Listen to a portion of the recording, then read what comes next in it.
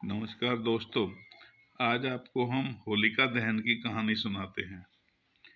होली एक लोकप्रिय हिंदू त्योहार है जिसे वसंत ऋतु में रंग खेलकर मनाया जाता है। अन्य त्योहारों की तरह ही इसे भी बुराई पर अच्छाई का विजय का प्रतीक माना जाता है।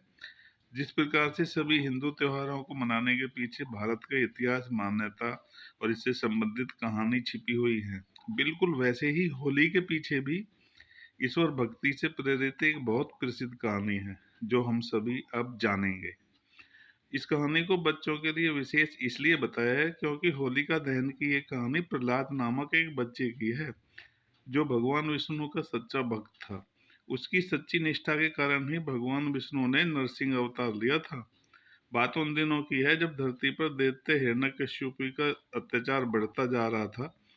ऋषि मुनि, देवी देवता और सभी भक्त अपनी रक्षा के लिए ईश्वर से गुहार कर रहे थे। धरती पर पाप बढ़ रहा था, ईश्वर भक्ति और सदाचार का नाश हो रहा था।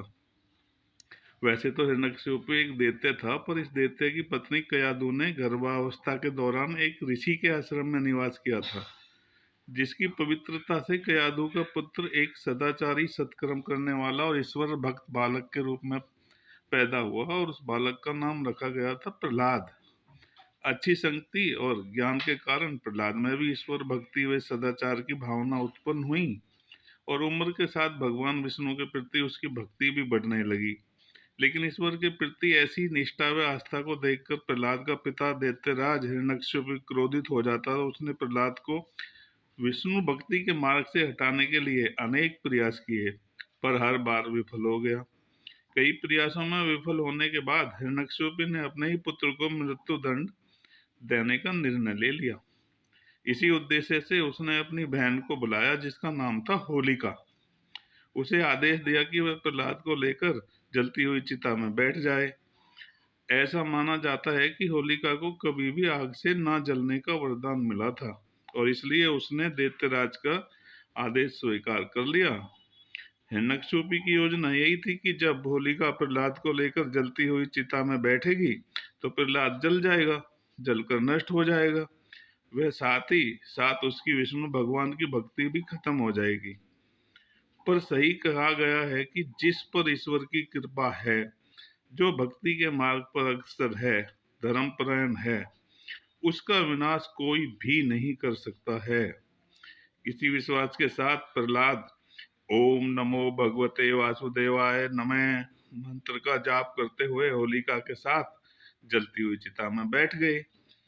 एक तरफ हिरण्यकश्यप इस बात से मन ही मन खुश हो रहा था कि अब भगवान विष्णु की भक्ति व उनके भक्त दोनों का विनाश हो जाएगा, और वहीं दूसरी तरफ प्रहलाद के मन में ईश्वर भक्ति व अगाध श्रद्धा थी, जिसकी वजह से आग की तेज लपटों में जलकर खुद होलिका ही भस्म हो गई।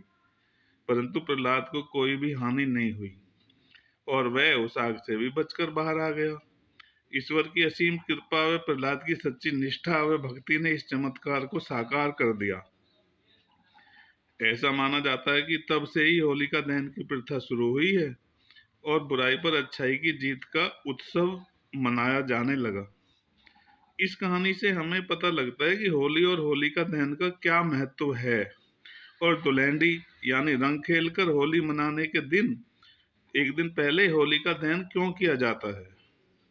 इस कहानी से यह शिक्षा मिलती है कि धर्म, ईश्वर भक्ति व सदाचार के आगे कोई भी बुराई ज्यादा देर तक टिक नहीं पाती है। इसलिए हमेशा सदाचार व सद्बुद्धि का अनुसरण करना चाहिए और ईश्वर पर हमेशा विश्वास रखना चाहिए। धन्यवाद दोस्तों। आपको हमारी कहानी कैसी लगी कमेंट करके बताएं, और यदि आपको पसंद है तो हमारे चैनल को लाइक और सब्सक्राइब करें। धन्यवाद।